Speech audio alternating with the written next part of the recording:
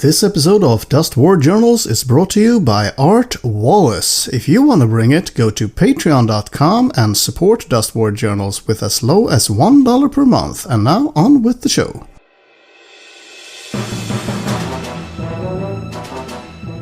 This is Dust War Journals, your number one source for news and opinions about Dust 1947. My name is Johannes, and with me today are... Magnus, known as Magoff or Magwiz on the forums. And also Ludda is sitting here. And we have a new setup today with, 3 microphones. We get one each this time. Woohoo! Yeah, no more making progress. No more fighting. Yeah, so I hope this is going to work. I'm not entirely sure about the technical aspects, but I'm crossing my fingers. And listeners, I must tell you, you can't wait until you see the pictures of Johannes in his super new headphones. They are, they will make you sleep better at night. Of course, everything for our listeners. Okay then, what is happening? We're going to do a podcast or... Yeah, I think that was kind of the point. Okay then. Should we just kind of keep up to date with what's happened? It's been, it's a new year, so new beginnings, new stuff happening. What does that mean for everyone? I can tell you what it means for me at this point. I'm sorry. It made me think of all the wrong things. I'm sorry. Like usual. Yeah. Well, I can say for me the latest couple of weeks I've been kind of on an eBay tear. Oh yeah. Yeah, I've been buying and selling just tons of stuff on not only eBay, also on Tradera, the kind of Swedish equivalent. One thing that I'm very, very happy to finally get my hands on is some of the old original releases for the Axis, the original Ludwig pack with the 3 different weapons, nice. And also finally the original Hermann and Heinrich. And that is one of the ones I've wanted since I started playing, and now I finally got it. So I'm very, very happy about that. Yeah, that's a really rare find. Yeah. Where have you put it? Come on, show us. Come on. We just have to look at it. Right here in my bag. Right here in my bag. Yeah. You happy? But that's almost your new occupation now. I mean, you had been dealing a lot of in other games, and you made a profit and stuff like that. So. Oh yes, that's part of it. So yeah, I'm happy about that, and especially since I kind of we've seen some previews about upcoming stuff, and I'm kind of thinking of putting together a Blutkreuz army, and especially the old Hermann. That just style-wise, it's perfect for the Blutkreuz, I think. Yeah, it's super nice. Yeah, so I'm very happy about that. Yeah, the Blutkreuz is really having some interesting things coming their way.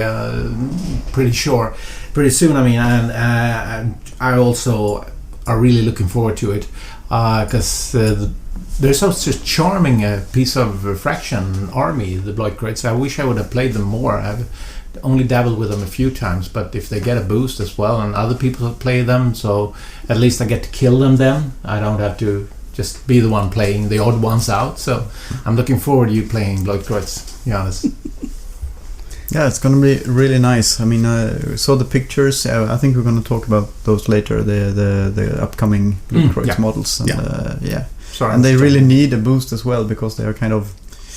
Yeah, there are gaps in that lineup at the moment. Yes, I understand what you're saying here, but I just gotta shoot you down. Of course, it's someone, and it's apparently me, is the Mr. Negative in this group. I've started to realize now from different sources, but that's so wrong, Magnus. I'm sorry. You're a very knowledgeable guy, but Blutkreuz, they could use the boost, but it's like with the Allied Infantry 2s.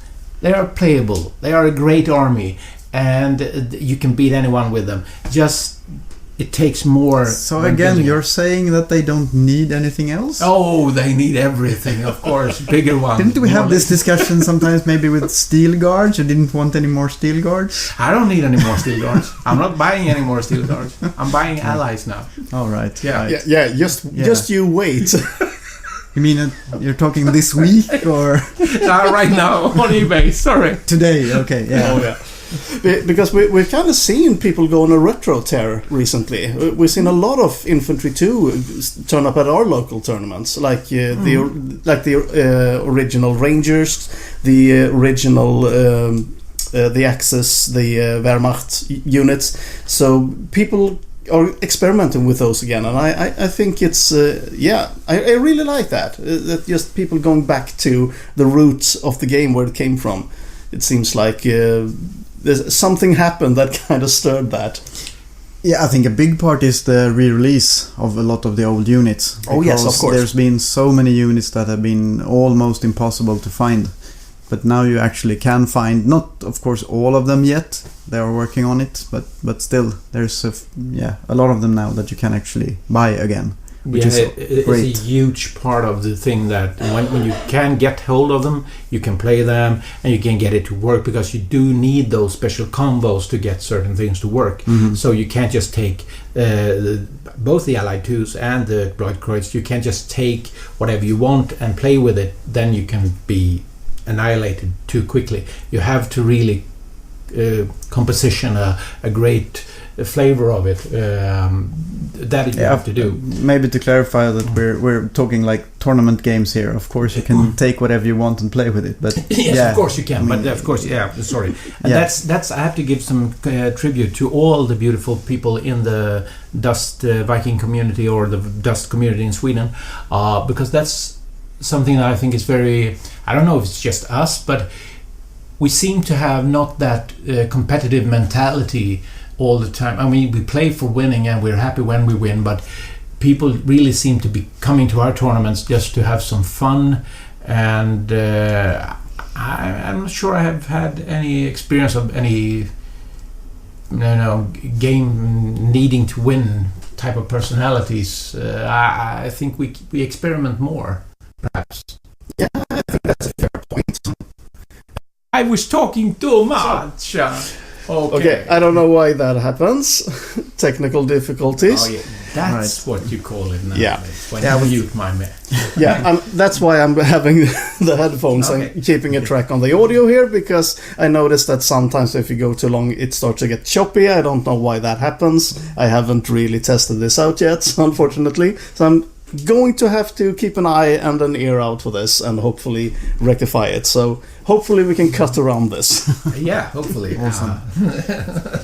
No, but where were we though? I mean, I was just going to say that I feel both for myself and for basically everyone else that attends our local tournament that they kind of play hard but fair and they have fun. Which is, I mean, that's basically the perfect way to play, in my opinion, when you go to a tournament. You should play to win. You shouldn't play like... You should play to win, basically, because that's what make interesting games, interesting situations.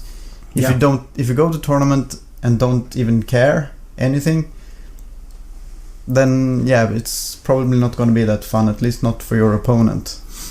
So play hard, play fair, but have fun. And I'm not just saying that we're not saying that our community is better than anyone else. I just say that is something that I appreciate very much with our community. That I think we're starting to get there. Perhaps next tournament there will be dice thrown at each other and harsh language and people tipping over tables or something like that, just as a counter reaction towards this. Then, but I just feel like we perhaps have evolved and grown as a community now, so that it's usually mostly friendly tournaments with a lot of competition. Lots of love. Yes. That's after. That comes for later. Right, let's get into some of the news that's been since last time, and there has been a few new releases, or rather some kind of some old favorites re-released. Two of those, the Heavy Grenadier Command Squad and the Desert Scorpions Heavy Kill Squad, has been re-released recently. So still going for the the kind of old school heavies here. The Heavy Grenadier Command Squad, I think, is one that a lot of people have been wanting to get for a while. That's also been one of those units that's been hard to get a hold of. Yeah, that's true. Yeah, and I think it started to get even more harder to get hold of when people realized that the only way to get some Panzers were to get an extra LoRa and a command squad and then mix and chop and change. And it just felt like then the command squads were starting to go dry as well. Mm-hmm. And the Desert Scorpions Heavy Kill Squad, of course, I don't think this has been rare, really. But I definitely understand why it's re-released now, with all the Desert Scorpions coming out and people are going to want these. Yeah. So, yeah, and these are... Well, I think I've talked about this before, that I feel like the Allied heavy units are tricky because they are more fragile than you think. Mm-hmm. So you have to be careful with them. They do have very good weapons, but they are quite short range. They're range 4 only, so you need to get them in the thick of it. So they are difficult units to play well, I think. That's so true.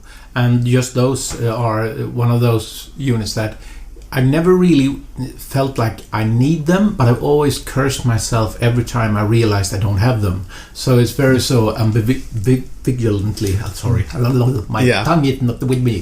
So, but I know I should have had 2 or 3 of those squads to do funny things, but unfortunately, I never prioritized them. So, well, let's see if we can. And for me, I already own 4 sets because of sales. You sure you don't need 5? Yes. Well, you never know. I'm not going to suggest you only need 3. That's. Then we have some new premium versions released of some older units that's in new patterns. So you have the Hanomag Vampire in the Condor pattern. We have the Spetsnaz Anti-Tank Squad in the Sverograd pattern, which is interesting. I think this is the first Spetsnaz unit we've seen in the Sverograd pattern. Yeah, so that would mean that there will be more, probably, at some point. That should make people who already have a lot of SSU premium in Sverograd, that should make them pretty happy, I think. Mm-hmm. And finally, the PT-47A, the amphibious command vehicle for the SSU. This is available in the Condor and the Babylon pattern. Mm-hmm. Just a quick going back to the Spetsnaz, though. I just want to know what kind of lubricants they are rubbing on themselves to have those thin clothes to make it work in Sverograd. Or am I just picky now?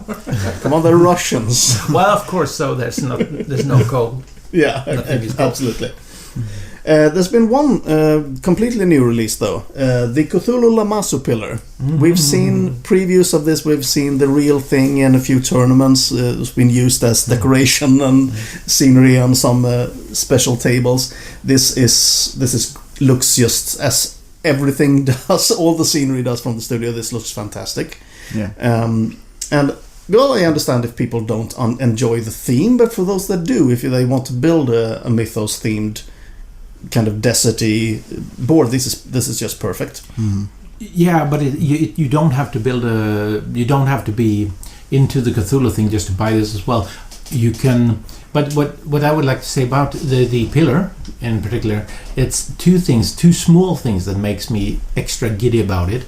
First off, it's that it's higher than the previous one, which makes it, if you only could afford to buy one of these, and you had one before because it was a few years back, so your economy might allow you to buy one then and one now, you get that broken up height on your table. Right. So you get 2 beautiful statues that are different heights, which makes the game board so much more interesting to see than everything is just the same height, the same looks. Yeah, I like that too. They look similar enough to really go well together, but still they are just a little bit different. So you get that small variation in the layout. Yeah, that's nice. And then what really made me almost actually scream, I must admit, is when they showed the picture, not that they had the hint of a back door on the back side of it, but when you lift the top of the pillar off, they have an entrance down below. So it's a perfect thing to start like a campaign or something. This is something strange, something special. Perhaps we have to topple the statue take down the top of it just to get inside the secret stuff that's inside, or you could just use the small lesser part of it to start, and then you have the underground system beside the. Well, it's just small things that makes for perfect. Yeah, that's awesome. Yeah, and the last release for this month is not a physical release, but it's interesting nonetheless. The List Builder, the Enlist app, has finally been released for Apple devices. So for iPhones and for iPads. Yeah, I know you don't use that, but for those who do. We also had kind of an interesting revelation about it, because some people have noticed that a few units are very, very strange in it. I think it was Maggie specifically this time. We talked about this before when the Enlist app was new. Then it was the Snowlings, wasn't it? That just had an insane amount of weapons, and it's just completely crazy. And this is something that apparently is supposed to happen. If there is some error with the card, then they purposefully inflate everything on it, so it's just completely clear that this card is not correct. So that's the point. Okay, nice one. So until they fix it, they do that. I guess. Interesting. But also we have to take the hat off to them that they now have fixed a very big problem, or at least if you want to be one of those that scrutinize rules and stuff like that. Koshkan Grandma is playable again. Oh yes, it wasn't. Yes, they updated Grandma, so it works in the exact same way as Sigrid and Snowlings now. Yes. Yeah. So that's perfect. That's immensely good, because of course everyone knew how it worked, but for new players that came to tournament and you had to have a long discussion about with them how things works, and they misunderstand things and stuff like that. Clarity makes perfect. Very nice. Thank you. Yeah. Awesome. We also had quite a few interesting previews going on. First off, on the Dust USA Facebook page, we saw a lot of just kind of product shots of upcoming stuff. We have USMC Specialists pack. So this is the Sniper team and the Observer team. The Observers I think we've seen before, but the Snipers are completely new. These are two female snipers. And one kind of thing that I'm pretty sure is going to cause talk and controversy is that they are kind of the pin-up style. They have those buttoned-up shirts and you can see their cleavage and stuff like that. So it's definitely no kind of hint that they are definitely females, these snipers. And previously this kind of aesthetic has been only been in the mercenaries, and I think that's been okay.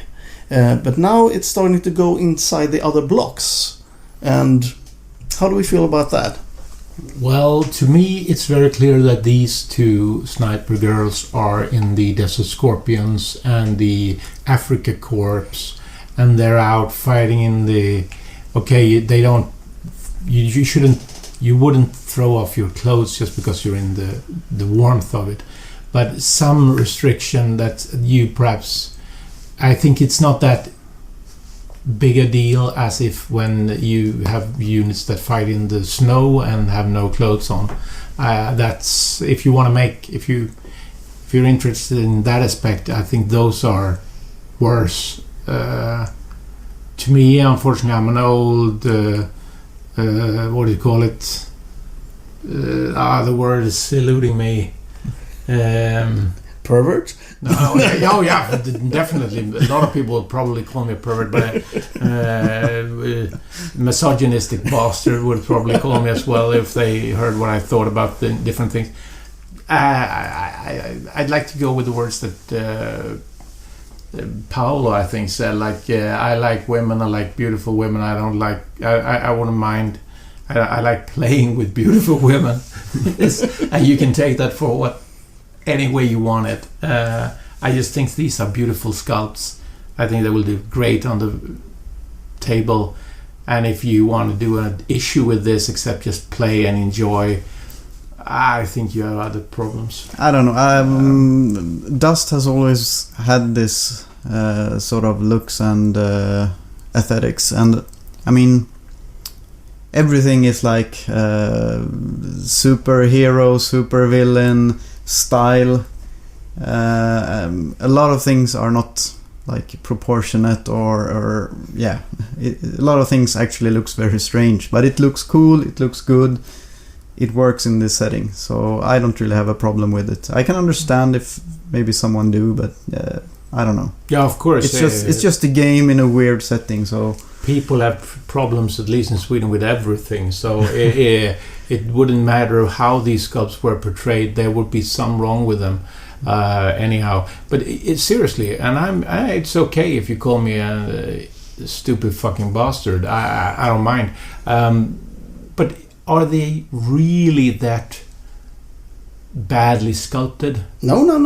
I don't think that's the issue, and I don't think that these particular units are that overly sexualized either. No, I don't think so. I don't think that, but I do think that. Just some people have had the issue with just the portrayal of women in general, and so far, when it's been constricted to the mercenaries block, then you can have that argument. Like, it's just this block; it's kind of a one-off thing. But now you can't really have that argument anymore. And that said, there are a lot of women in Dust, and most of them are not sexualized in any way. And then you can say another twist of it is we know that the Allied were the least armed with fighting women during the World War II. So now we have new Allied women who fight, who are armed forces. That is a big problem. That has been a bigger problem with the Allied forces in general, or the countries portraying the Allied forces. So actually, you can also make the argument, perhaps I'm just trying to justify having my pin-up girls fighting with them. Perhaps that's the way. But you can also justify that by saying that, well, look, they're going beyond the historically correctness. These are two women snipers. Please show me pictures of Allied women snipers from World War II. Probably not going to find that many. No. So in that way, you're saying the portrayal of women in Dust is more progressive than in real life in this case. Yeah. So, and I cannot abide by the ones that were having the arguments that on the counter argument then that there should be no Allied women because there were none. I've read those Facebook threads way back, or a year ago, 2 ago, something like that. That's, to me, it's still a fiction we're playing, but well, I don't know. So let's get up to the next thing. We have the Red Army / PLA helicopter and volunteer squad. So this is basically kind of a repack of the old chopper transporter for the SSU, but in this case with the PLA Chinese volunteers. And the interesting thing, I think, is that it's listed as the assaulter / controller helicopter. So this, we finally get the controller helicopter that we kind of was teased back in the old preview PDF cards for 47. So but, are you saying that this is only PLA, or is it a mix? From what we've heard, it's probably going to be both cards in the pack, right. for the block and PLA. That's good. Well, it had to be because they previewed the block card, so and they haven't retracted that, so you can either print that then and play it as a block, just painted differently, or perhaps, I don't know. Then we also have the Luftwaffe Fallschirmjäger Observer Squad. I think we've seen this before, but it hasn't been released yet, so good to know that this is coming up. It's those, I mean, we talked about those when we talked about the Condor expansion. Yep. The two guys that have fairly nasty firepower. Yeah, they see the possibilities for those who have a lot of money and needs to win a tournament. Buy them in a bunch, and all the heroes that now come out. And well, You will have a friendly tournament. Yeah, I still can see maybe just loading up a list with 20 of these guys and you see what happens. But let's go to the next thing. I think that's the one we kind of alluded at before. That's very interesting to me. The Blutkreuz headquarters box. So this is 5 Blutkreuz heroes and a command squad for the Blutkreuz.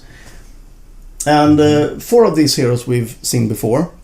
The 5th one is a new one. It looks like one of the old standard zombies, but with the gas masks. But it's supposedly a new zombie hero. Mm-hmm. So yeah, this is definitely a good pack to get started with going with a Blutkreuz army, definitely. Right. Yeah, and then the problem with that with that picture though is that it's the new Blutkreuz HQ in it as well, and I hope you don't have to buy this box to get the HQ, because that's exactly what I was thinking as well. I mean, of course, I want to have the command squad and this new hero, but I already own all the others there, so. It's a little bit more fortunate for me because I'm trying to resculpt my own Marcus. So I had put that on ice because I was too occupied with my allies now. So I could still be drawn in to buy both the Marcus and the new zombie and the command squad. I mean, so then I just have to get someone to buy my the Sigrid and the. These 5 heroes, it's the new zombie guy. Mm-hmm. Yeah, we don't really know much about him. Yeah, that is the 3 from the old Blutkreuz hero box. That is Grenadier X, it's Totenmeister, and it's Sigrid. But I think it's the new Sigrid, the one that came with the 3 gorilla heroes. I have to have the picture shown for me again. Don't you? Any you guys have the pictures? No. Okay, it's on the. I think it's a podcast that has it on the webpage. I don't know. It eludes me now the name of the podcast. It's something different, something suspect. Not well known, I think. Let's see here. What do you think? It's too much tongue in cheek or what? No, it's the old Sigrid. Yes, and it's Marcus. Mm-hmm. Yeah, the gorilla hero. Yeah, but it's a nice box if you don't own those models. If you're interested or planning to play the Blutkreuz, you definitely need this one. So let's hope that someday they will release stuff individually. Yeah, absolutely. And last but not least, the upcoming Mythos starter box, Lilith's Coven. This is kind of a special because it goes away from kind of the established standard. So 2 heroes instead of 1, or rather it's 1 hero with 2 figures. Because from what we've heard, this is a hero that can transform into a monster in some kind of way. We have the 5 cultists and for the infantry squad, and instead of a vehicle we get another infantry squad. We get 3 Migo, which looks like some kind of flying fungus things, and we have some kind of previews how these are going to work, that they can kind of charge in, they can drop spores around them, kind of like the psychic scream that the big avatar does, but in a shorter range. And we're going to talk a little bit where that information comes from in a moment, but that looks really cool, and I think of course for everyone who wants to play the Mythos, this is the next step. Well, yeah, absolutely. And I mean, those Migos, they sound awesome, actually. They sound like really... I still don't really plan to buy Mythos, but this is getting closer, actually. I think I would enjoy playing this unit of Migos. It seemed like one of those really in-your-face unit. You just throw them headlong at your opponent, basically, and he has to deal with them straight away, otherwise they will cause havoc. Yeah, and those pictures on those are more... they call me more than the previous, the bigger ones and stuff like that. I feel they are more interesting as models. But then, of course, Johannes, you opened the door earlier when you started talking about the sexuality and the snipers, and you can edit this if you want to, but if Dust has any problem with female sexuality, you see it in Lilith Coven's box. A huge vagina with teeth. Fear of women's sexuality. If I've ever seen it on picture, you got it in this fucking model. I'm sorry. It's probably as it should be. It's probably the way he invented it when he invented the Cthulhu way back in the days. But I'm sorry. First I saw it, I was like... Maybe that says more about you than the person who sculpted it. It's in the eye of the beholder.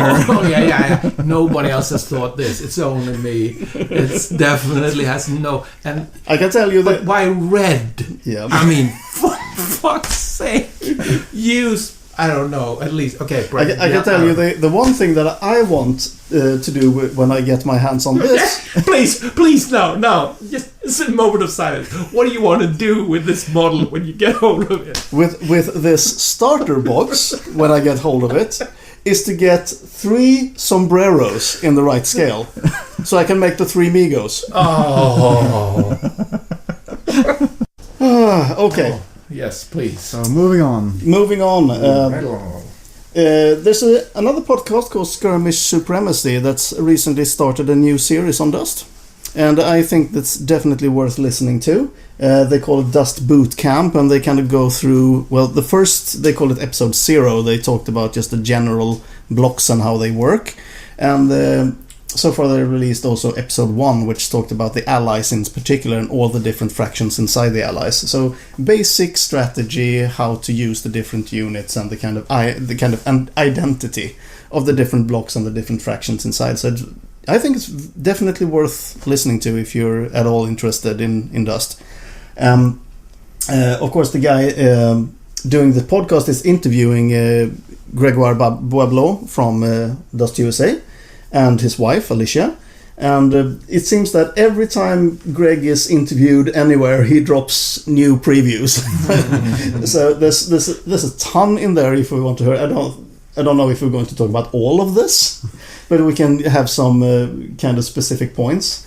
We know that, like for instance, the Desert Scorpion starter box. We know that it has been delayed for a while. It should have come out earlier than it have now. One of the reasons is that everything inside that box is going to be hard plastic, and that's very good news. Oh, definitely. Yes. No, that's very bad news because it's going to hurt the economy in several places in Sweden and across the world. And we also know that. I know we were kind of. Perplexed when the Desert Scorpion trucks were released because we heard before that's going to be 6 different trucks. Mm-hmm. We only got 5. Now we know where the 6th one went. It's in the starter. Exactly. And it's a kind of a tank hunter truck. It has double recoilless rifles and they have turrets. So this could be very interesting, kind of a hard-hitting, hit-and-run little kind of sniper truck in a way. Yeah, that one is going to be really interesting to see, and how you can combine it with the other trucks. Exactly. Render. Yeah, because that's, the other trucks are really nice, and they do have some punch, but I mean, this one with the double recoilless, I'm thinking this is going to put out some hurt on some of the fairly big stuff, actually. Yeah. Okay, and the final thing we know about the starter set is that the hero is going to be the guy we've seen in the preview pictures before, the guy with the freaking battle sword, the claymore. Okay, so that's guy like running like a madman, crazy with a big sword. Yes. So this is a very, very attractive starter box for me. So just like you said, Ludde, this is going to hurt the wallet because I'm going to want both this and, of course, the Lilith Coven starter box when it comes. So, yeah. And I'm extremely interested in the render of the turret, because if you say they have turret with recoilless guns, I hope they have some interesting canopy on the back of the truck and perhaps a built turret like and then they I guess the I understand. M3 trucks of the that I'm in dreaming about for. Yeah, the, I understand what you're coming from. I'm unsure if that's actually going to be a physical thing. I'm thinking more it's like the ones we already seen, this kind of mounted on these big swiveling arms, and the rules-wise work as a turret. I hope it's going to be this kind of big ring around it, but I'm doubtful. We'll see. Yeah, well, it depends on if they should be able to carry troops as well then. Yeah, because they can.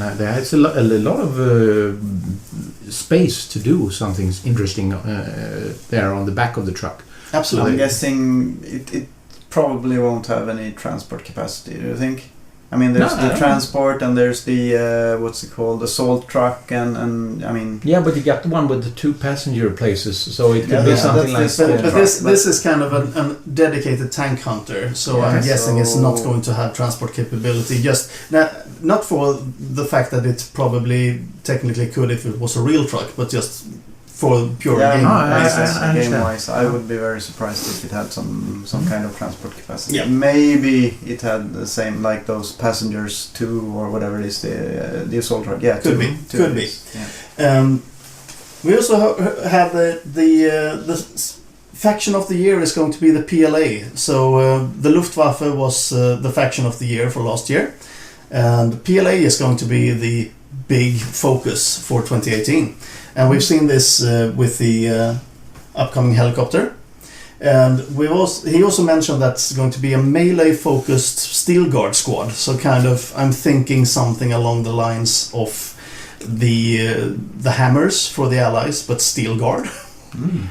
Yeah, we were shown a render that we can't talk about in Poland, and if that is coming, I have to retract that. I won't be buying more Steel Guards, because if that is coming, I need 2 of those. I need more, but I can only afford 2, but I will get 2 of those. That's for sure. If it's what I hope it is. Yeah. One more thing that Greg mentioned is that we've heard that there's going to be some changes and additions to the cards for certain units, like for instance that Action Jacks and the other units that's they have these the special Service Brigade. the special Service Brigade. Those are going to be rolled into the Desert Scorpions. And those cards and a lot of other cards are going to be probably included in the Operation Hellgate book. So you're going to get kind of a card pack with that book with updated cards for some units. Then I hope that's very good in one aspect, but I also hope that they don't just. I still hope that they will be separate, because I've always had that notion of bringing a service platoon, brigade platoon, army one day.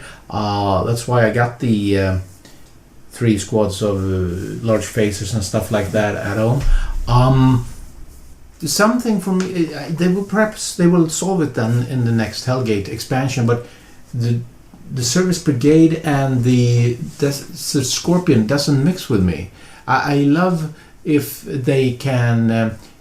I love that if the units were to be brought in and to be used together, that's okay. But I still think that I would. Well, I don't know. It's the story they have now portrayed with the Desert Scorpions. Well, hopefully, I hope that the Special Service Brigade will still be a part of the game, and they will have their own cards. And this is kind of a stopgap. Yeah. A few of them can have crossovers, like have 2 cards. Yeah, I don't see a problem with that. But but still, I would definitely like a more I don't know what to call it, like traditional British theme. Yeah, because we already see this with a lot of vehicles primarily, that you have both block versions and faction versions. Yeah, exactly. So I don't see a problem with this at all. No, and I would love to be able to play them together, because that would make it easier at this moment to build Service Brigade platoons, and it would be easier to build Desert Scorpion armies that will function on the game board. But I hope they just don't mash them together like, okay, now they're all Desert Scorpions and forget about everything else. I hope because I love the fluff of that, even if it were very rare, a little small. I agree. Okay, good. So let's get over to a new section of the podcast that I've decided to call Mail Call. We got a question from Jason Turner over on Patreon. Jason writes, in our local community, many of us are having trouble against an SSU Smersh/Steel Guards list, where grandma drops with some Nadjas and flames the crap out of your units. By the time I'm done dealing with the KV platoon, Winter Child is in my face. I think we can all kind of feel the hurt here. And he continues, any tips on how to handle this? I primarily play SSU Steel Guard, but I have multiple factions and platoons. So, Ludde, you play a lot of SSU, so how do you feel? Is this something that you could use Steel Guard to meet more effectively, or how do you feel about that? That's a very interesting question. I would have loved for us to have responded, we should have, I'm sorry for this, and asked a little bit more, how many points do you play, what type of surface do you play, are you only playing on one level, so you play it with height advantage, how is it, do you have buildings, because there's a lot of things you can try to do just to use the terrain, for instance, to neglect with the KVs and the Winter Child. I don't want to sound too negative, but as perhaps everyone knows, I'm one of those who invokes that you shouldn't be able to re-roll a reactivated Winter Child, for instance, because he gets too powerful. And if you allow that in your community, then, well, fuck it, you can't almost stop him. Almost. But if you play sensible, and here's another thing that you have to also know when we speak about this, there were a lot of outcry in the beginning about how immensely dangerous these KV-47 were and how unplayable they were. So people didn't play them because none of us in Sweden wanted to hear after every tournament, oh, you're an idiot, you just play these KV-47 and they're too good and stuff like that. So I think I have seen none play the KV-47 drop platoon in a tournament in Sweden, which is sad in one aspect. And I think they have been one of those, hyped up threats that seem like too hard, that they are extremely hard, but they aren't. But just to kind of clarify there, I think we're at the same page, because I think the KV-47 platoon, the Smersh platoon with airdrop, it is one of the best platoons in the game. This is, and combine it with Winter Child, you have one of the best lists in the game at the moment. This is something that's been winning tournaments. This is something that's been wrecking people. I don't think that the main problem, like you were saying, is the KV-47s. It is good, but I don't think it's broken. Winter Child, at the moment, is broken. That's where the main problem lies, and when you combine these, it's very, very tough to meet. That said, it's not impossible by any means. No, you can definitely beat this list. Yeah, and I like to take you one step back, or push you back a little bit there, because it has perhaps been played once, I think, that what you're talking about. But it hasn't been played in any, as I say, in our tournaments, and we haven't played it in Sweden. So it's hard to know if it really is unplayable, because no one has played it. Because everyone has said it is unplayable, and then no one has played it. So because no one has wanted to offend anyone. But I think it would have been great if someone would have brought it to a tournament and played the shit out of it. But you have to then play it 2 or 3 times, because it's like Luftwaffe as well. When you meet something that behaves differently from what you're used to, yes, you have to play it differently. Therefore, for instance, if I were to get... we have to have a hypothesis. Are you playing 110 points, or 100 plus 10 points bonuses? Well, then what would I have in a list like that? I was thinking, when I heard about this question, that, let's say, what would I have done with my German infantry 2s and the Grenadier platoon that was playing in Poland? That was, of course, 135 in the end. I think they rounded it up. With faction bonus. With faction bonus stuff. Some said I had nothing against a list like that, but I had 2 Loths. The first I would have brought them on. I would place them So they could be turned into terrain for my infantry units, trying to bait the opponent, of course.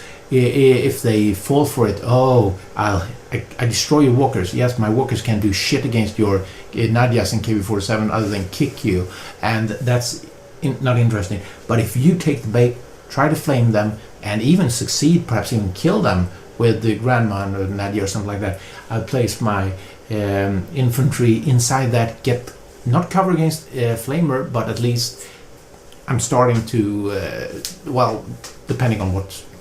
Yeah, and we're just talking about that. You kind of touched on kind of my main way of dealing with KV-47s nowadays, which is close combat. Because close combat is very effective against these guys. Yeah. So that's what I do. When I play my Axis Andak army, for instance, I have a lot of cheap, disposable infantry units. They can just run in and punch the KV-47s to death, and it's usually people don't expect that, and it usually works. And never ever place your units in front of the Nadia. Yes, I have done course. that a few times. Even if they have already used it, even if they don't have a reactivation, something goes shitwise and he wins the initiative next turn. And always to the side or rear. Yeah, that's common knowledge. Yes. No. But when reading this question, Smersh, Steel Guard, and Winter Child is mentioned, and there's in those armies they are usually outnumbered. Basically, they don't have cheap units like you say, Johannes. Yeah. So I think the best answer is to go the other way around, like playing almost a swarm or something. Be it NDAC or USMC or whatever.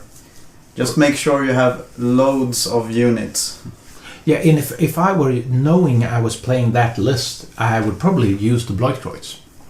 I will have the and I will use which is my favorite platoon when it comes to the Bloodcroits. Of course, I will use the Frank platoon, because when the first turn when they drop, they risk losing actions.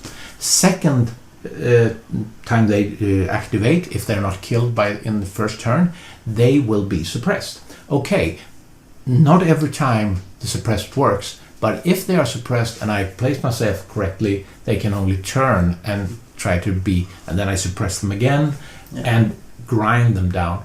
And Winter Child coming into zombies. Okay, I know we shouldn't have this as that game we played once to be the norm, but zombies like hitting on Winter Child. And don't forget about gorillas and with Marcus, for example, and even what's his name, Samson. Yeah. So once again, close combat is one of the ways to kind of deal with it. And I would say for Winter Child specifically, a very effective way to deal with Winter Child is to stun him.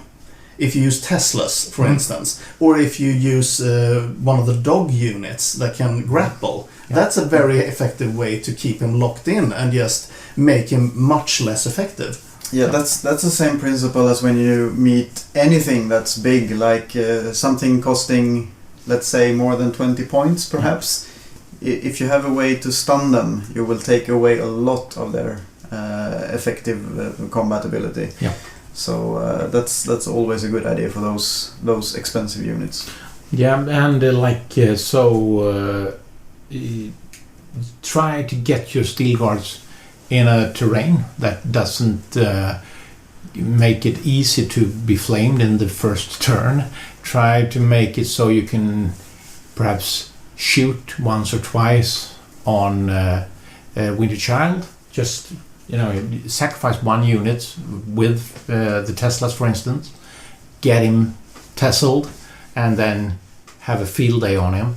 And of course, Jason, buy 2 of those types of new charging Steel Guards that's arriving this year.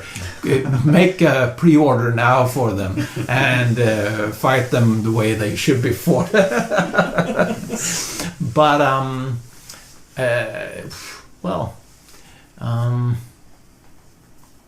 and also, I have to say, I don't know about all the rest of the world out there, but in Sweden, we actually use a lot of 3D terrain, like multi-story buildings, meaning those nasty KV-47s with only a flamer. They can have some real big problems reaching units that are up on a roof, for example. Because they are not allowed to land there. So exactly. And they can't walk there either. So basically, units can be untouchable. Of course, you still have to deal with Winter Child and other stuff, but it can save you some time and make the fight a little bit easier. Definitely. And if this guy doesn't have any long-range, heavy-hitting support, you can always try to calculate what is the maximum damage these Nadias will do to my walker. Perhaps you have some transportation walker that is enabling you to take cover. For instance, why not you spend 13 points if you're allied on an HQ Vehicle 5? It takes 6 hits. Oh yeah, you got 2 dice that do 3 damage. But it's a stretch. You're having to first shoot with your Nadia and then hit with both. Come on, if he has that luck, and he destroys them. Otherwise, you get that possibility. You can have Bazooka Joe and some grenade launchers in that for the combat squad. For instance, if you're an allied, that's not too much points. Bazooka Joe, if he's need be, he reactivates your units to go in close combat once again. Perhaps a hammer unit or something like that. Or if he doesn't have to reactivate, he can also fire on the KV-47 with his grenade launcher. So he and his combat squad fires from the platform, rearming another guy at the same time. Mm-hmm. The Germans have some nice vehicles as well, of course, that can take punishment. I think one of those boats are they also have 6 lives, so they have to hit with both flame dice with a Nadia. And if you have it in a Stummel, that Stummel can bring havoc to a KV-47. Mm-hmm. They can shoot on Winter Child on long range, or 8 at least. So at least they can start and nibble at him. You also have to remember that against such a list, you will get a lot of casualties. Yeah. If you're up against that list, a lot of your guys are going to die. So don't panic because of that. And when the flamer walker drops right next to you and the unit is wiped out, you just have to move on, basically. It's very easy, especially for newer players, to get some kind of panicking feelings in that moment. But that's just how the game is, basically. Yeah, perhaps you should buy a Vasilyev with your Steel Guards. I know there's a lot of points, but I mean that double Tesla gun. It's a 6 type 6 vehicle, 7 wounds, damage resilient. That's not too easy to, and I mean Koshka can't hurt it almost. Actually, he has a flamer as well, but still, you play on a little bit more of an equal playing field, and perhaps it's just soaking wounds for you, and then you tassel that freaking flying shit that's over there. I mean, Winter Child, get him down on the run. And actually, I also have to say, if you're playing allies and you're up against Winter's Child, might be a good idea to use a superhero yourself. Mm-hmm. Sergeant Victory. I mean, he's gonna have some trouble with Winter's Child, but if he gets some help, you can always use his first strike sucker punch to kind of finishing off. He does actually roll a few dice there, so. Yeah. And of course he has his guns with expert, so he's likely to dish out some damage as well. Maybe not take on Winter Child all by himself, but still.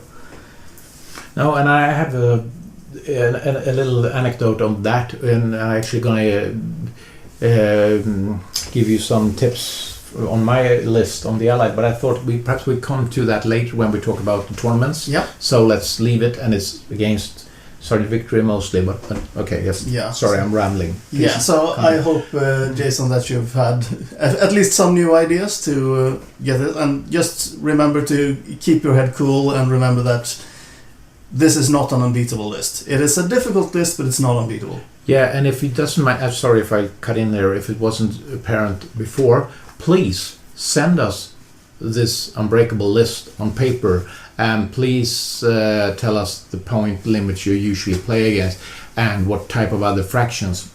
We would love to give you some suggestions if we don't already have given you enough. Absolutely. So let's go to some tournament talk. Like I said before, we have had 2 tournaments, UDD and LDD. So Uddevalla Days of Dust and Linköping Days of Dust. Yeah.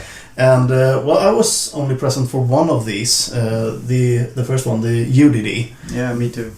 That was a really fun tournament and quite different from what we usually do. It was some very, very fun and creative scenarios. Yeah, definitely different. One could say that these guys had gone above and beyond to try to make everything different than before. So everything should be different. And it was great. And we hope they do it a lot of times. Not perhaps everything was to my liking, but I love always to do something different. So I don't care how crazy it is. If it's different from what I'm used to, I'm always happy. Yeah. It's always interesting to try everything once, at least. Yeah. And despite everything I've said before about the mythos and how I felt about them and that they felt too powerful and I didn't want to use them in a tournament, we actually had a talk, the 3 of us, after last episode, and we kind of talked about, well, we should actually try them out in a tournament setting just to get a lot of games in, just to see how they handle it. So, yeah, I did actually bring them. And that was very enlightening. Well, I'm still baffled. I'm still like, did you really bring them? Do you really want to talk about this, Johannes? Yes, of course, because I'm happy. I'm very happy about the result of this. And the result was I lost every single match. Yeah, the only one you beat when you play Mythos now is apparently me. So apparently I'm like shit. And I think that one of the reasons that this happened is that the point now with the Mythos is that they have very, very few activations in this list with the big monsters. Yeah, to be fair, you were playing with mercenaries to kind of pad out the list. Yeah, so it's a very kind of incomplete Mythos list. Absolutely. Yeah. But I can say almost every match in this tournament that I lost because I couldn't win on I couldn't take the objective of the scenario. Yeah.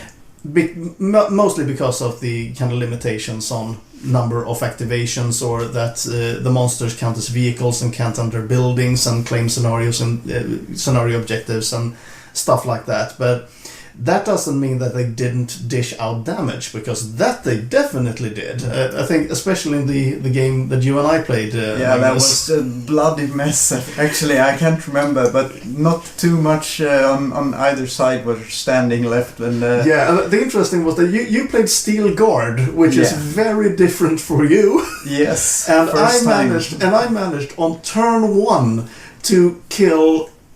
Was it 1 or was it even 2 units? I can't remember. It's sort of a blur now. I just remember that basically everything died, but somehow I managed to sneak a couple of objective points there during the game, and finally I won. If there were, I don't know, if we would have played like one more turn, I would probably be wiped out. Yeah.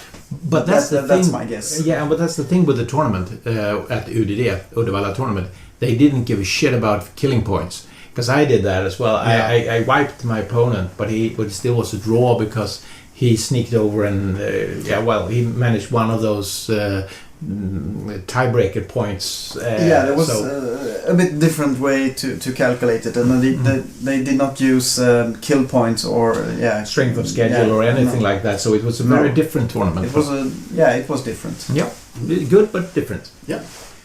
So, anyway, it was for me, that was my first game against the Mythos, so it was really interesting. Of course, I know how they work. We've talked about them and I've read about them, of course, and but it was really interesting to see how they worked on the tabletop firsthand. Yeah. and it hurt. And I think it's also very thematic. I mean, they are big, they are scary, they are dangerous, but at the same time you can kind of outsmart them. Yeah. And I also have to mention that one of the brave heroes that I played that actually managed to make a little bit of damage on your big avatar was Emma the nurse. Yes! Yeah. Wallow didn't do anything. That's actually the only thing that I think is perhaps one of the things that are bad in our community. There's been an influx of Emmas. Sometimes it feels like every idiot is playing an Emma. Sorry, I guess that perhaps came out wrong, or did it? No, but I mean, it just feels like there should be more twists than, because she's doing every army right now with stems and meds. Yeah, but I mean, there's quite a few of us that's any cheap unit with cheap death it's really good. No, it's not. It's not a bad unit. I understand people playing her. I would probably play her myself if it weren't just for the fact that everyone else is playing her, except Jonathan, who doesn't have one. But we shouldn't mention that because he gets mad when we point that out to him. But everyone else, I think I have two. Yeah, some of us have multiple Emmas, and some of us are not playing her just for the reason that Jonathan don't have anyone. And we should perhaps not single out Jonathan that much, because Jonathan might just get irritated if we mention Jonathan's name. I don't know. I've been using Emma in my army lists for some time now, basically because I don't have too many 4-point units. So a lot of my units have been like perfect when I got a 4-point unit, and I mean, she really works. She's a very nice hero, but I don't know. Now I feel maybe I have played her enough for a while, so I'm thinking of next tournament that we're going to talk about in a little while now. Mm-hmm.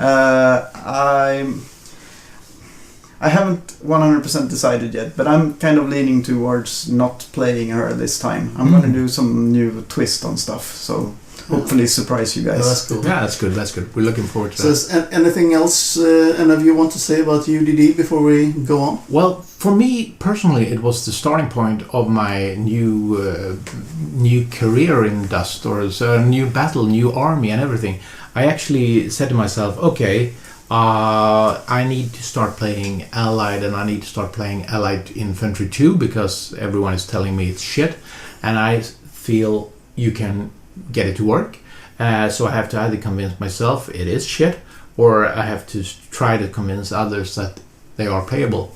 And I also wanted to play my Brits. I have had this huge fascination of having a British army, but it's not until we got all those heads in the truck, beautiful truck set, that I thought that, okay, now I'm starting to get the parts, I can remodel and stuff like that. So I went a little bit apeshit and started repainting miniatures. I started to make up a storyline on my army. I have named my general, and actually I have named every character, every infantry unit, every model has a name and has a backdrop story. And of course, I'm going a little bit crazy with this, I understand that, but it was a great fun for me to do this, of course. I got every of those boosts that I might not always have before, when people have talked about you have to paint your army, you have to have a backdrop story, you have to have everything. But everything makes sense for me now with my army. And it makes it easier for me to play them as well, I think. Yeah, of course, you're more personally invested in them. Mm-hmm.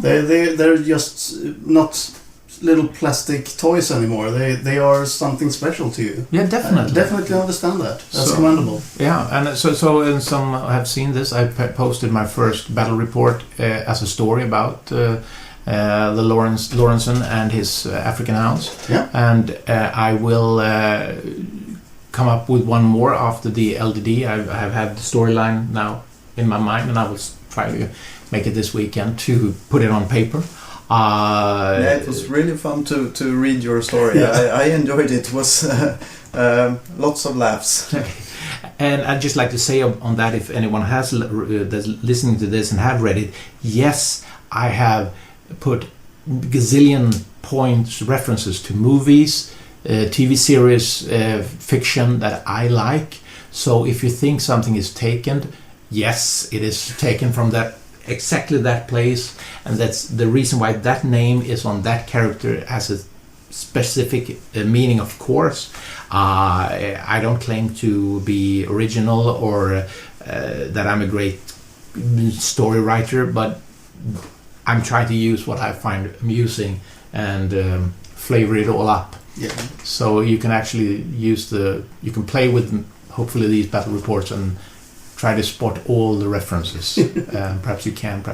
But most important, what I tried to talk about, what I was mentioning beforehand there, superheroes. I have just had epiphany. I now have Rosie. I made my own model because I have never gotten hold of a mercenary with a bazooka and stuff like that. I put together and painted, and she has been playing with a combat squad, a regular infantry 2 combat squad. I think she's up to 5 kills on Sergeant Victory now. I see Sergeant Victory on the other side and I laugh. I'm so arrogant now if I see Sergeant Victory, because I know he gets onto the table, right, and Rosie bitch slaps him. Right, left, center. Once she didn't kill him in all the games I played him, and that's because my opponent backed off and let me kill Sergeant Victory with another squad, because he's right. So you found the Sergeant Victory's kryptonite. Yeah, it's Rosie. Yes, show him Rosie, and he fought. And I understand him. It's a beautiful woman. Who wants to attack Rosie? Yeah, but it's that combination: 2 grenade launchers, underlying grenade launchers, the few rifle shots, and the expert close combat that takes the life. Oh yeah. It's the little key, and she has 4 lives, so he never wipes that squad. He gets stuck with her, and if he's not smart enough to fly away when she gets him, he's dying, because he's outflanked by some flamers or something like shit like that, and then he's off. And they kill him too many times that his sheet death. It works a few times, but he goes down. Interesting. Yeah, it's wonderful. So that's a tactical advice for you. If you're playing against too many Sergeant Victories, Rosie in a combat squad, easy as pie. Fucks him every time.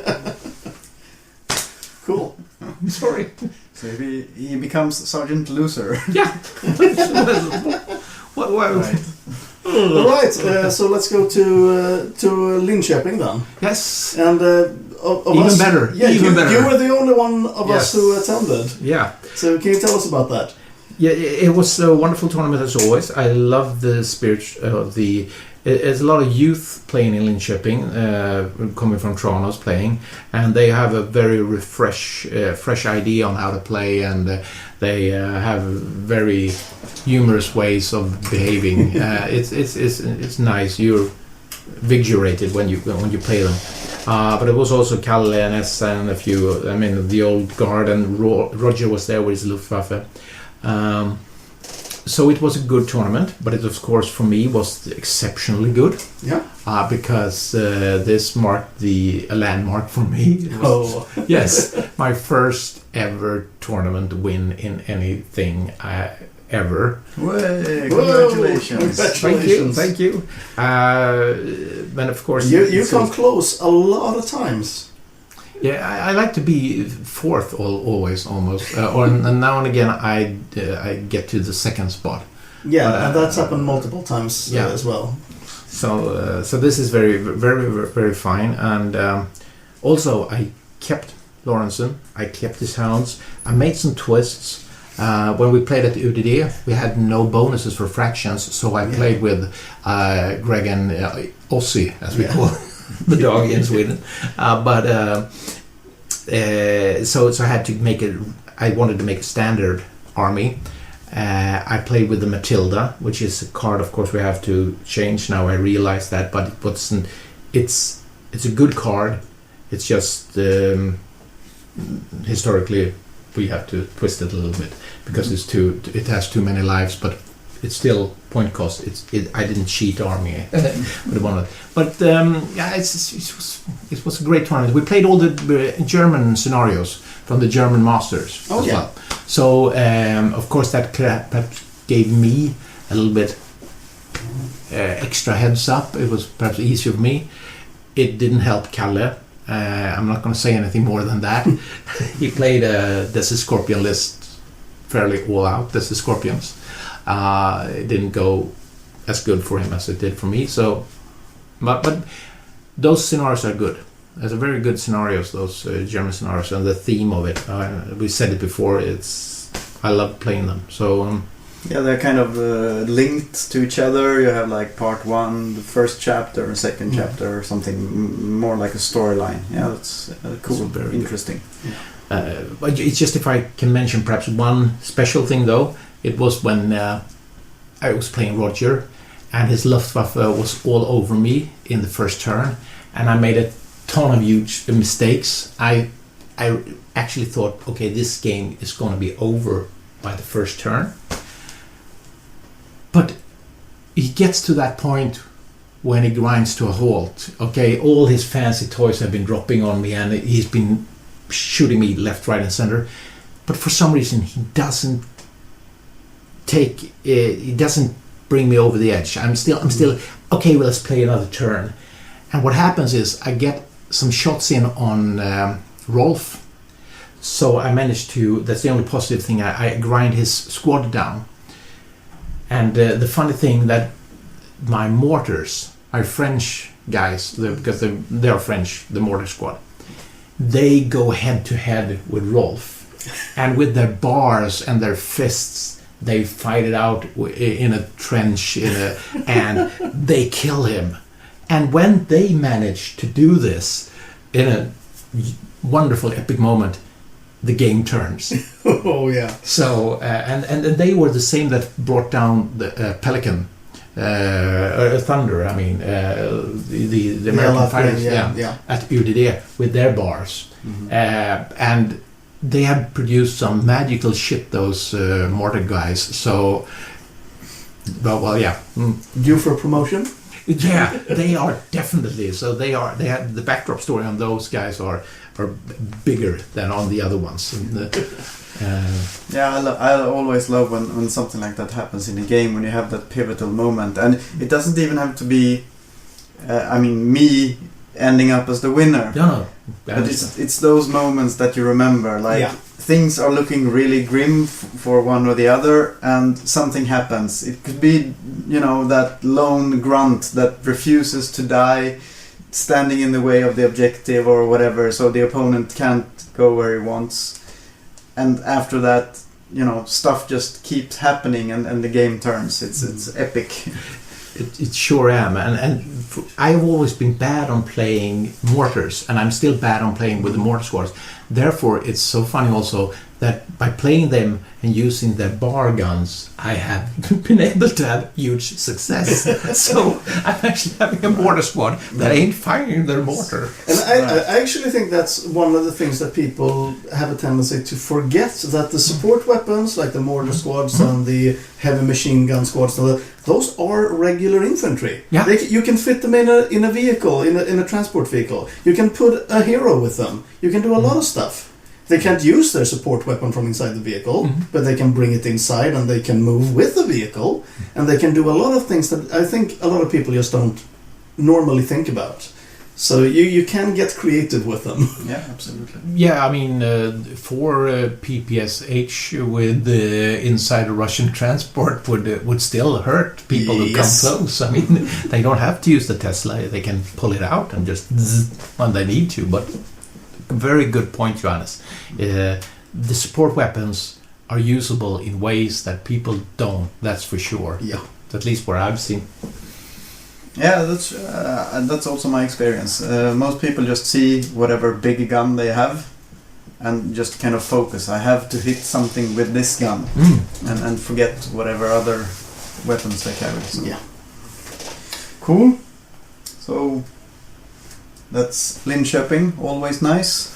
So hopefully I will be able to go there next time to beat you. Yes, I'm so looking forward to it. We shouldn't talk about it now, but you will have opportunities in the near future. Let's just leave it to that. Interesting. To be continued. Yes. Oh, yeah. But we do have something in the nearer future that we should probably talk about. I hope the interest is huge out there to know more about the Dust Nordic. And should we kidnap the mic now, Magnus? Because the thing is, Johannes and Mats are the organizers this year, or the main organizers. Yeah. So it should be us asking him now, or even if it's his podcast. Yeah, sounds like a good idea. Should you start? Go for it. Put him on the grill. Yeah. Okay. Yeah, so... who should begin? I don't know. You start. You have prepared. Yeah, I had it prepared, and I also wish that we had the big guy, literally the big guy, Mats, with us, because I wanted to know more about him, actually, and his playing background, but hopefully we can do some segments with Mats flavoring out himself and his part in the whole thing. Well, first off, when is it? Yeah, it's 24th and 25th of March. So there's quite a ways away. There's still definitely time to register. It's time to plan your trip. And I have to say, if you have any kind of practical questions about getting to Gothenburg, about finding a place to stay, don't hesitate to get in contact with us. And there's multiple ways to do it. Send us a message on Facebook. Send us an email, dustnordic@gmail.com, if you want to ask specific questions about the tournament. Or to dustwarjournals@gmail.com. That's usually me as well. So there's lots of places to get in contact. So, yeah. Cool, yeah. Well, my first question, besides when, is where, and you mentioned Gothenburg, so it's right here where we are now. Yeah, and if you want to get to Gothenburg, we have an airport, Landvetter. It's pretty close, but there's also, of course, trains. If you want to get from Copenhagen in Denmark, there's a train going all the way to Gothenburg, so that could be a simpler way to get to take a plane to say Malmö or to Copenhagen, and then train to Gothenburg. That's an option. And they have quite cheap buses from Oslo. Yes, that's true. Yeah, so Oslo could also be. Well, I don't know exactly how flight paths works, but that could be. There are several big airports in the not too distant. Definitely. Area. Okay, so anyone who's interesting about to go to Sweden and play a tournament with us, where can they find information about it? Yeah, the main information site is dustnordic.com. I think after this episode I'm going to add a bit more information to there, but you have all the basic stuff that you might need, and registration form and contact information and everything. So all you want to know is at dustnordic.com. Okay. Yeah, and it's not the Millennium Falcon we'll be playing in, but it's it's the Falcon Community Center, or in Swedish Kulturhuset Falcon. And that's actually a kind of historic place in a way, because that is the same building where you two guys had your first Dust game with me. Oh, right. So that was my first. That's true. Yeah, it was my first Dust game ever.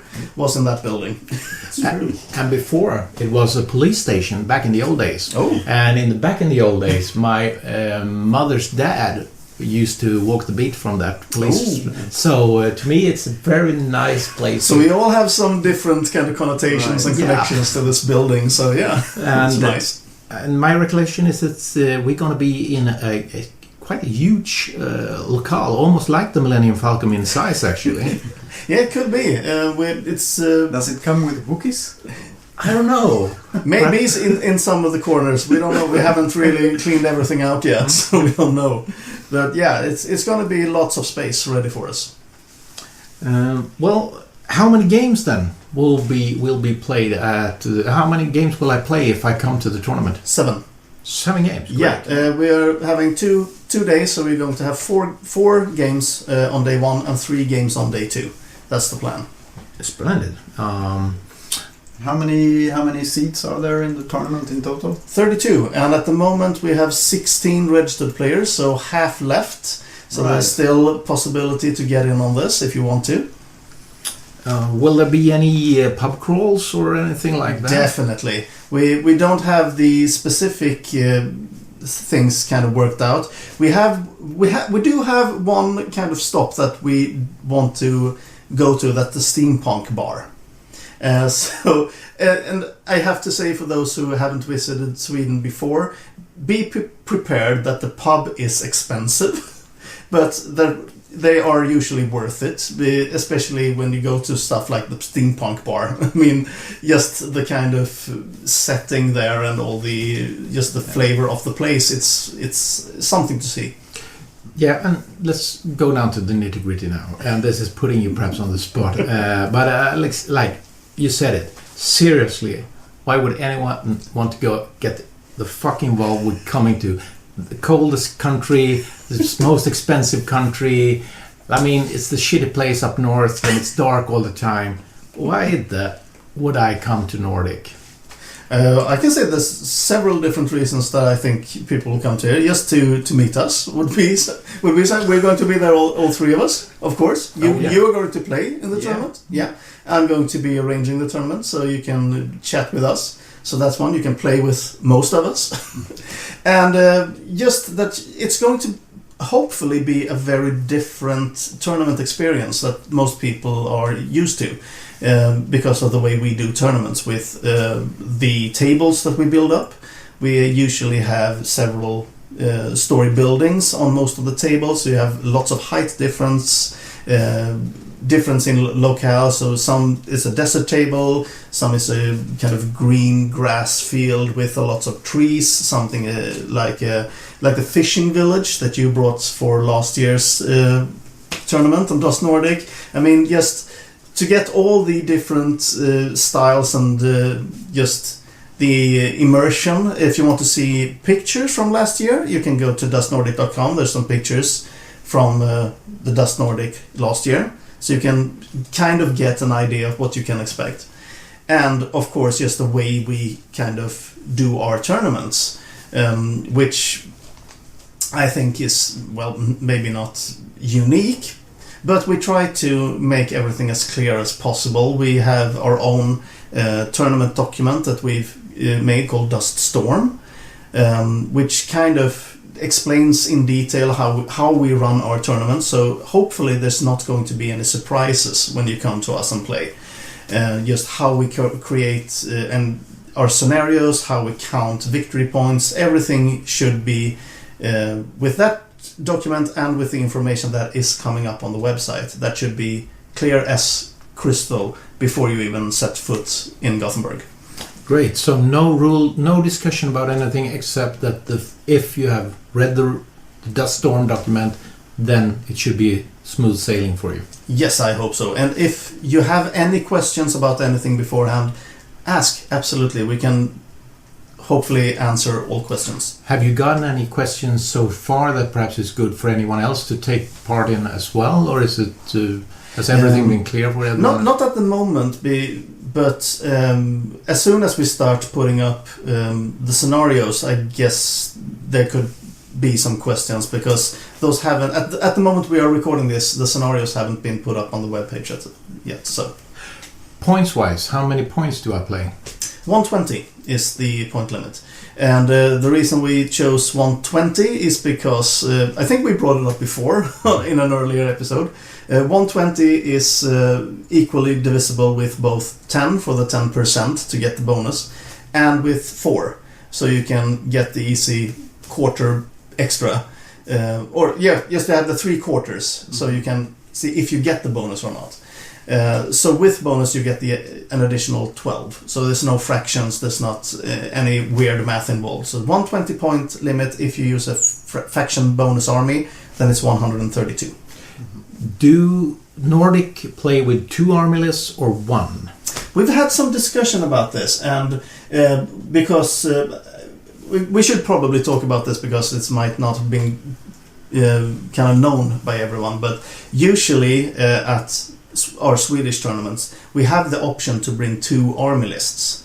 And before every match, you choose which one you play, and that is just to make sure that people can kind of adapt to different situations, or you just want to try different things. I think we are leaning towards doing 1. I'm not sure we have entirely nailed that down yet, but as soon as we do, and it's going to be very, very soon, it's going to go up in very clear detail on the page. Just because we want this to be as accessible as possible, and most people who are traveling in are not going to bother bringing 2 armies, I think.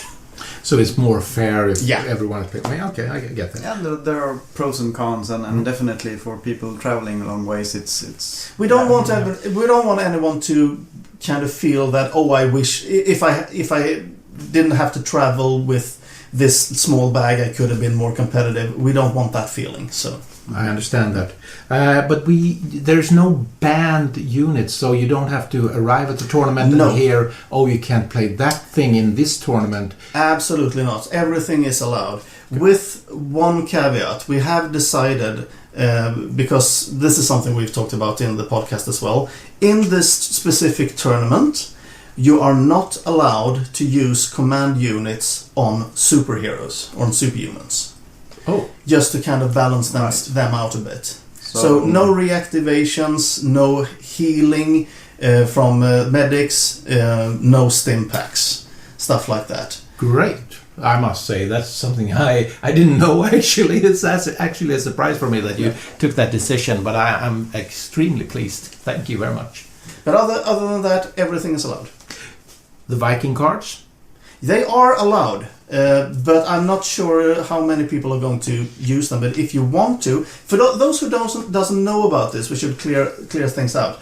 The Dust Vikings is the kind of big play group that we are a part of, and we have made mostly it's Magnus that's made the actual PDFs with these cards. These are custom units. Yeah, I put together the actual file, but I had loads of help from you guys. And from some of the other guys working out well. the stats. And these are mostly historical units. So you see stuff like the Panther tank. You see stuff like the M20 armored car for the Allies, and stuff like that. We have tried our hardest to make these cards as fair as possible, and usually they are actually a bit like 1 or 2 points more expensive than we thought they should be, to be fair, because we don't want anyone to feel that I have to take this specific custom unit because it's so amazingly overpowered.